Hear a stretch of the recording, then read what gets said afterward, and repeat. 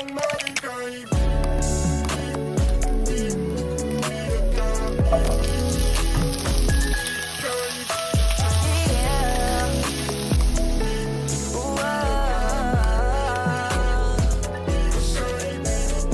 kahit na merong araw na nawawala ka, bakit ba ikaw pa rin gusto kong makasama? Di naman sa pagpaparinig kung pwede lang sana maramdaman mo na may nararamdaman na ako sa'yo. At pero para saan ba ang pag-uusap natin, may pupuntahan ba?